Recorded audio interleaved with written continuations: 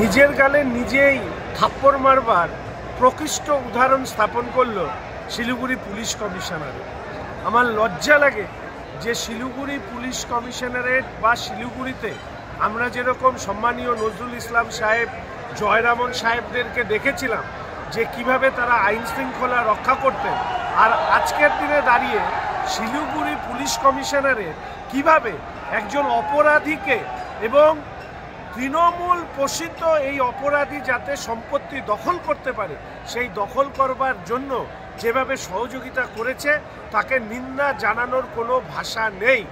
একজন অপরাধীর অভিযোগের ভিত্তিতে রামকৃষ্ণ মিশনের সাধুদের প্রতি তারা অজামিনযোগ্য অর্থাৎ নন বেলেবল কেস দেয়, আর যিনি এই মূল কাণ্ডে এই রামকৃষ্ণ মিশনের জমি দখলের মূল মাথা তাকে জামিনযোগ্য অপরাধ দেয়, আর জামিনযোগ্য অপরাধে তার বিরুদ্ধে মামলা দায়ের করে।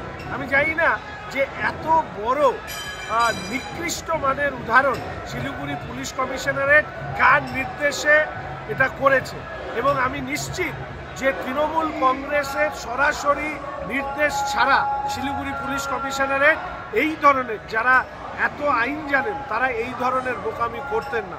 ফলে এই ঘটনার পেছনে শুধু প্রদীপ রায় নয়, তার পেছনে কে আছে সেইটাকে খুঁজে বেড়া দরকার, এবং তার সাথে সাথে এই অপরাধী তৃণমূলী নেতাদের যে সমস্ত পুলিশ অফিসাররা সহযোগিতা করছেন। ডিকে নামে একটা সিল লাগিয়ে দিয়ে এসেছিলেন, ডাকাত পড়লো আমার বাড়িতে, আমাকে বাড়ির থেকে বের করে দিলেন, আমি গেলাম পুলিশের কাছে আর পুলিশ আমাকেই বাড়ির বাইরে রেখে সিল মেরে দিল। এই জিনিস কখনো আমরা শুনেছি? হাইকোর্টের নির্দেশ থাকা সত্ত্বেও পুলিশ যে ঘটনা ঘটিয়েছে, তৃণমূলের কোনো নেতা পেছনে না থাকলে এই ঘটনা ঘটতে পারে না।